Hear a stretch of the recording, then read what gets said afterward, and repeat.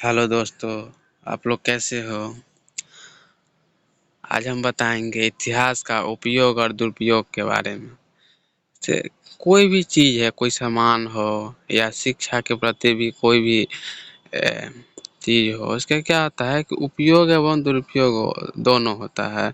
तो उपयोग और दुरुपयोग जो है वो कार्य पर निर्भर करता है कि जो भी कार्य करता है वो उसका उपयोग कैसे करता है। तो उसी तरह इतिहास में एक टॉपिक है, इतिहास का उपयोग एवं दुरुपयोग। तो इसमें दिया है कि किसी भी विषय का उपयोग तथा दुरुपयोग उसके कार्यान्तर पर निर्भर करता है। मतलब कि वही बताए कि किसी भी विषय वस्तु का पढ़ाई शिक्षण के प्रति कोई भी विषय भी है तो वो स्टूडेंट पर ही निर्भर करता है कि वो मतलब किस तरह से अध्ययन करता है, किस तरह से उसको समझता है। मानव समाज के लिए विज्ञान की उपयोगिता आदि असंदिग्ध है। अणुशक्ति तथा न्यूक्लियर शक्ति की उपादेयता मानव समाज के लिए है, परंतु वैज्ञानिक मानव समाज के विनाश के लिए इसका उपयोग अस्त्र शस्त्र के निर्माण हेतु करने लगे तो इसका स्वरूप उपयोगी होते हुए भी अनुपयोगी हो गया। इसी से बता रहा है कि किसी भी चीज़ों को, जैसे वैज्ञानिक है कि अणु शक्ति और न्यूक्लियर शक्ति का प्रयोग करके क्या परमाणु बम बनाते हैं। तो अब क्या है कि अब उसको अस्त्र के लिए ही तो बना रहा है ना, कि ये बम अगर बनेगा तो किसी भी देश पे क्या है कि मतलब कि हमला किया जाएगा। अब ये भी निर्भर करता है कि वो मतलब कि परमाणु बम बना रहा है तो वो मतलब कि क्या है कि किसी भी एक दूसरे देश के मतलब वर्चस्व को बढ़ाने के लिए और तानाशाह को बढ़ाने बढ़ाने के लिए और एक दूसरे देश से अगर युद्ध होता है तो परमाणु बम का भी उपयोग होता है। तो कोई भी अगर वैज्ञानिक न्यूक्लियर शक्ति और अणु शक्ति का प्रयोग अगर किसी भी अस्त्र शस्त्र बनाने के लिए करे और इसका सहारा अगर इतिहास में अगर कोई भी जानकारी प्राप्त करने के लिए ले तो वो मतलब क्या हो जाएगा, दुरुपयोग हो जाएगा, इतिहास का दुरुपयोग हो जाएगा। अब इसी दिया है कि इसी प्रकार इतिहास मानव समाज के लिए अत्यंत उपयोगी है, परंतु महत्वाकांक्षी व्यक्तियों ने व्यक्तिगत स्वार्थ के लिए जब इसका दुरुपयोग किया तो यह विषय भी अनुपयोगी होते हुए भी सिद्ध हो गया कि इतिहास में इन दोनों पक्षों का अलग अलग विस्तृत विश्लेषण आवश्यक प्रतीत होता है। इतिहास में भी क्या है कि बहुत सारा वैज्ञानिक हुए, बहुत सारा दार्शनिक हुए, वो क्या मतलब कि अगर गलत उपयोग करेंगे इतिहास का, अगर गलत उपयोग करेंगे गलत चीज़ों के लिए तो क्या हो जाएगा, उपयोगी होते हुए भी इतिहास दुरुपयोगी हो जाएगा। अब आगे है उपयोग, इतिहास का उपयोग क्या क्या है। आधुनिक युग में इतिहास की उपादेयता समाज के समक्ष एवं महत्वाकांक्षी विचारणीय प्रश्न है। भौतिक शास्त्र, साइंस शास्त्र, चिकित्सा शास्त्र तथा तकनीकी विज्ञान की उपयोगिता असंदिग्ध है, क्योंकि इन विषयों की उपयोगिता उनकी मुख्याकृति पर अंकित है। अब इसका क्या है, इतिहास का उपयोग करने में क्या क्या है कि भौतिक शास्त्र के जो भी स्टूडेंट है, जो भी साइंस का भी स्टूडेंट है, वो लोग भी इतिहास का सहारा लेते हैं। रसायन शास्त्र के भी विद्यार्थी सहारा लेते हैं, या टीचर हो, अध्यापक हो। चिकित्सा शास्त्र के जो भी चिकित्सक है वो भी सहारा लेते हैं। तो इतिहास का उपयोग अगर सही चीज़ों के लिए लेते हैं और अपने विकास को डेवलपमेंट करने के लिए लेते हैं तो उससे क्या होता है कि इतिहास का उपयोग हो गया। इन विषयों की उपयोगिता उनकी मुख्याकृति पर अंकित है। तकनीकी विज्ञान तथा चिकित्सा शास्त्र के विद्यार्थी का असंदिग्ध होता है कि डॉक्टर होना प्रायः निश्चय है। अब क्या है कि इसमें बता रहा है कि अगर चिकित्सा शास्त्र के स्टूडेंट अगर पढ़ाई कर रहा है, इतिहास का सहारा ले रहा है, जानकारी प्राप्त करने में, अपने डेवलपमेंट करने में सहारा ले रहा है इतिहास का, तो क्या है कि वो अगर चिकित्सक का पढ़ाई कर रहा है तो चिकित्सक बन जाएगा। लेकिन अगर वो भी इतिहास का अगर स्टूडेंट अगर इतिहास के बारे में जानकारी ले रहा है तो क्या है कि वो इतिहासकार बन पाएगा, ये बता रहा है। अब क्या है कि निश्चय है। और क्या इतिहास का अध्ययन करने वाला सभी विद्यार्थी इतिहासकार हो सकते हैं? यही बता रहा है कि इतिहासकार का स्टूडेंट अगर इतिहास का सही से उपयोग कर रहा है, जानकारी के लिए उपयोग कर रहा है, तो क्या वो इतिहासकार बन पाएगा? यह दोषपूर्ण है। ऐसी परिस्थिति में क्या इतिहास का अध्ययन उपयोगी है? यह गंभीर चर्चा का विषय है। अब क्या ऐसी माध्यम में क्या कहे कि उपयोगी होगा इतिहास? जैसे अगर चिकित्सा शास्त्र के स्टूडेंट अगर पढ़ाई कर रहा है, चिकित्सा का पढ़ाई, तो क्या चिकित्सक बन जाएगा? निश्चित है। लेकिन इतिहास का अगर स्टूडेंट अगर इतिहास पढ़ रहा है, तो क्या वो इतिहासकार बन पाएगा? ऐसा मतलब निश्चय नहीं है। मानव जीवन में इतिहास की उपयोगिता असंदिग्ध है, क्योंकि इसे मानवीय समाज के विकास की कहानी मानते हैं।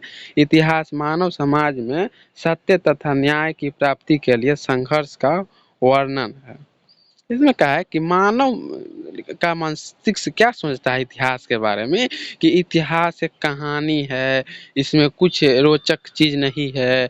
ये मतलब और चिकित्सा शास्त्र में क्या है कि समझता है कि जहाँ एक क्या है मतलब कि व्यक्ति के स्वास्थ्य को ठीक करने के लिए एक चिकित्सक होना चाहिए। लेकिन इतिहास के बारे में कोई नहीं सोचता है कि इतिहास एक तो कहानी है, कोई भी कह देगा और ये झूठ भी हो सकता है। इसलिए मतलब इतिहास में उतना लोग रोचक नहीं लेते हैं। लेकिन इसमें क्या है कि एक संघर्ष का कहानी भी है, व्यक्ति के संघर्ष का कहानी है। इतिहास से बहुत चीज सीखने को मिलता भी है। इसमें क्या बता रहा है प्रोफेसर शेख अली ने, बताते हैं कि उचित ही कहा है कि इतिहास की अपेक्षा करने वाला राष्ट्र का कोई भविष्य नहीं होता है। इतिहास का अपेक्षा करने वाला राष्ट्र का कोई भविष्य नहीं होता है। इतिहास का जो अपेक्षा करता है ना, वो राष्ट्र का कोई भविष्य नहीं होता। अब क्या है कि इतिहास का दुरुपयोग कर रहा है, अपेक्षा कर रहा है, कोई मतलब कि इंटरेस्ट नहीं ले रहा है, तो क्या है मतलब कि राष्ट्र का कोई भविष्य नहीं होगा। अतः राष्ट्र के उत्थान तथा विकास के लिए इतिहास का अध्ययन आवश्यक है। जिस प्रकार एक मानसिक चिकित्सक के लिए रोगी संबंधित अतीत का ज्ञान आवश्यक है, उसी प्रकार इतिहासकार के लिए राष्ट्र तथा समाज संबंधित अतीत का ज्ञान आवश्यक है। अब क्या है कि हर इतिहास का उपयोग जो है हर क्षेत्रों में होने लगा है। हर क्षेत्रों में इतिहास का उपयोग किया जाता है, क्योंकि अगर चिकित्सा शास्त्र की पढ़ाई भी कर रहे हैं, तो अतीत से जो भी जुड़ी जानकारी है वही उसी को प्राप्त करके ही आगे डेवलपमेंट करते हैं। अगर इतिहास भी पढ़ते हैं, इतिहासकार ही बनना है, तो पूर्व की जो घटना है वो उसको हम अध्ययन करके ही इतिहासकार भी बन पाएंगे। इतिहास का उद्देश्य कवि की भांति मनुष्य को विनोदपूर्ण शिक्षा देना है, यह मात्र आदर्श नहीं है। इसमें क्या है, इतिहास का उद्देश्य केवल कविता के भांति उद्देश्य देना नहीं है। इतिहास क्या है कि पूर्व की जो भी घटना है उसको अध्ययन करके एक वर्तमान रूप में संजो कर व्यक्ति के व्यक्तित्व में उजागर करना है। इसमें कहता है हेरोडोटस, लिवी, टेसिटस, गिवन तथा मैकाले की रचनाओं के अवलोकन ने यथार्थ अति प्रतीत होता है कि इतिहास एक शीशा है। ये लोग क्या बोलते हैं, ये जितना भी हेरोडोटस है, लिवी है, टेसिटस है, गिवन है, मैकाले है, इन लोग का क्या मानना है कि इतिहास एक शीशा है। जैसे जिस प्रकार हम दर्पण में अपनी शक्ल को देखते हैं, तो क्या है मतलब कि हमारी जो भी चेहरा है, चेहरा की रंग है, सुंदरता है, वो हमको देखने को मिलता है, दर्पण में देखने को मिलता है। तो इन वैज्ञानिकों का यही मानना है कि इतिहास जो है एक दर्पण की तरह है। आप जिस दृष्टि से देखोगे उसी दृष्टि से आपको दिखेगा, जो मानवीय प्रयास को प्रतिबिंबित करता है तथा यह जीवन संबंधी सभी प्रावधानों से युक्त एक दुकान है जहाँ सभी प्रकार की बौद्ध सामग्री उपलब्ध है। बुद्धिमान व्यक्ति अपने जीवकोपयोगी वस्तुओं को प्राप्त कर सकते हैं। अब इसमें क्या होता है, इतिहास से जो भी बुद्धिमान व्यक्ति है वो इतिहास से बहुत चीज सीख भी सकते हैं और अपना डेवलपमेंट कर सकते हैं। बुद्धिमान व्यक्ति अपने जीविकोपार्जन वस्तुओं को प्राप्त कर सकते हैं और ज्ञानार्जन के लिए वैज्ञानिक खिड़की पर पाते हैं। पांडित्य अथवा विवेक के लिए, दर्शन, सत्य तथा आदि शक्ति के ज्ञान के लिए, धर्म अथवा अध्यात्म और भौतिक वैभव शक्ति तथा अधिकार के लिए, वह युद्ध विजय, साम्राज्य विस्तार तथा शासकों की निरंकुशता तथा शोषण से संबंधित इतिहास के पुष्टों का अवलोकन करते हैं। भीरू पुरुष आदर्श तथा शक्तिशाली भौतिकवादी विचारों का आश्रय लेता है तथा इतिहास ऐसे उदाहरणों से परिपूर्ण एक कौशल है। इसमें क्या बता रहा है कि इतिहास का उपयोग में क्या क्या है कि जो भी बुद्धिमान व्यक्ति है इतिहास का सहारा लेके क्या है अपने आप को मजबूत कर सकते हैं, अपने आप को ज्ञानी बना सकते हैं। और जो भी शासक है वो मतलब कि पूर्व की घटनाओं को जान करके और अतीत में घटना जो भी गलती होने वाली थी, जो गलती करते हैं वो गलतियों में सुधार कर सकते हैं और अपने आप को निरंकुश शासक बना सकते हैं। अपनी जो भी जनता पे जो वर्चस्व है वो बना सकते हैं। सीसरो के अनुसार इतिहास का अधिक ज्ञान प्रदान करता है। मानव समाज निरंतर प्रयास से यह स्पष्ट करता है कि मानवीय संबंध को राजनीतिक सीमाओं से संकुचित नहीं किया जाता है। इसमें क्या बता रहा है, सीसरो का मानना है कि इतिहास है कि अधिकतर ज्ञान प्रदान करता है, अधिक ज्ञान प्रदान करने वाला एक तर्क, सत्य तर्क के आधार पर न्याय करता है। क्या इतिहास क्या है कि एक न्यायाधीश है, न्यायाधीश की तरह है जो सत्य एवं तर्क के आधार पर जो भी निर्णय है वो स्पष्ट करता है। क्योंकि इतिहास में क्या है कि कोई भी पूर्व की घटनाओं को जानना है तो कोई तथ्य के माध्यम से ही जानते हैं कि हाँ ये प्रूफ है पूर्व की घटनाओं का, ये सत्य है। और इसी तरह सीसरो बताते हैं कि इतिहास जो है एक न्यायाधीश के तरह है जो सत्य एवं तर्क के आधार पर निर्णय को लेते हैं। इतिहास शिक्षाप्रद है। कुछ विद्वानों का विचार है कि विज्ञान की पुनरावृत्ति होती है। इतिहास व मानव समाज के लिए उपयोगी है जिसे इतिहास में पुनरावृत्ति की संभावना नहीं होती है, इसीलिए यह शिक्षाप्रद नहीं हो सकता। इतिहास शिक्षाप्रद है। इसमें क्या बता रहा है कि विद्वानों का विचार है कि इतिहास में क्या है कि पुनरावृत्ति होती है, जो घटना पहले घट चुकी है वो वर्तमान में भी घटित होती है। तो इससे मतलब कि इनका इसमें क्या बता रहा है कि ये शिक्षा के लिए कोई मतलब कि जानकारी के लिए इतिहास जो है कुछ नहीं है, इसमें केवल कहानी है, ये शिक्षाप्रद नहीं हो सकता। निसंदेह समय, स्थान तथा व्यक्ति की पुनरावृत्ति इतिहास में संभव नहीं है। फ्रांस की राज्य क्रांति 1789 ईस्वी में लुई 16वें की नीति के कारण हुई थी। अतः इतिहास में लुई 16वां तथा 1889 की पुनरावृत्ति नहीं हो सकती और परंतु यह अवधारणा तर्कसंगत नहीं है।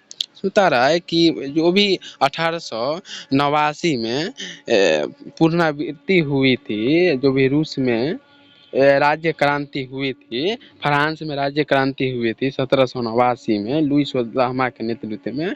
तो इसमें क्या होता है, शिक्षाप्रद में क्या बता रहा है कि ये घटना फिर पुनरावृत्ति नहीं हो सकती है। जो घटना उस समय घट गया था और फिर ये घटना नहीं घटित हो सकता है, परंतु यह अवधारणा तर्कसंगत नहीं है क्योंकि परिस्थितिजनक घटनाओं की पुनरावृत्ति होती है और फ्रांस में 1830 से 1848 ईस्वी की राज्य क्रांति तथा रूसों में 1905 और 1917 ईस्वी की राज्य क्रांति या परिस्थितियों की पुनरावृत्ति के परिणाम थी। H. L. फिशर ने क्या बोलते हैं कि इस तथ्य को स्वीकार किया है जिसका स्वरूप समुद्री लहरियों की भांति हो।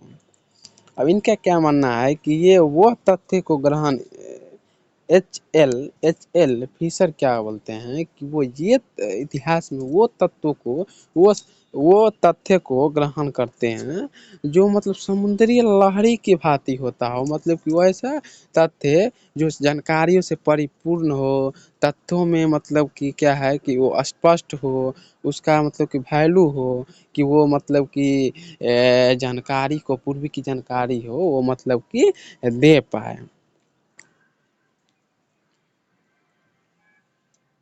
एच एल राउच के अनुसार इतिहास में स्वयं गति कम स्वर गति क्रम तथा योजना की पुनरावृत्ति होती है। ए एल राउज का क्या कहना है कि इतिहास जो है स्वर गति क्रम तथा योजना की पुनरावृत्ति होती है।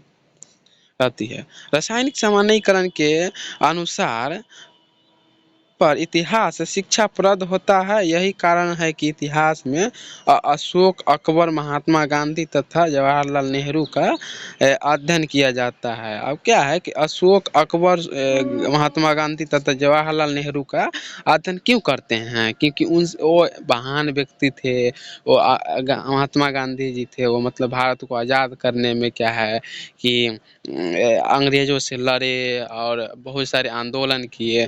तो उनका बायोग्राफी पढ़ने से क्या होता है कि बहुत सारे जानकारी प्राप्त होता है, क्योंकि वो मतलब ऐसा काम किए हैं वो दूसरा व्यक्ति नहीं कर सकता।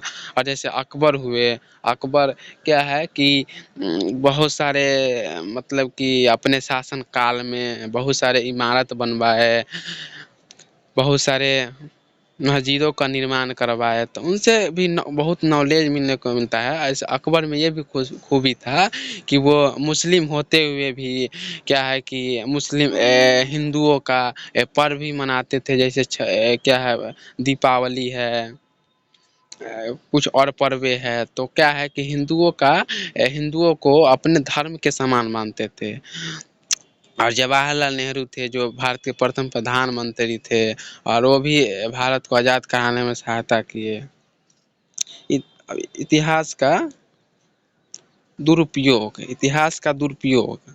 फिर अब दूसरा में दिया है इतिहास का दुरुपयोग। तो दोस्तों ये लंबी वीडियो हो जाएगा, इसलिए इतिहास का दुरुपयोग जो है अगले वीडियो में आप लोग को बताऊंगा। थैंक यू दोस्तों, thank you all of you.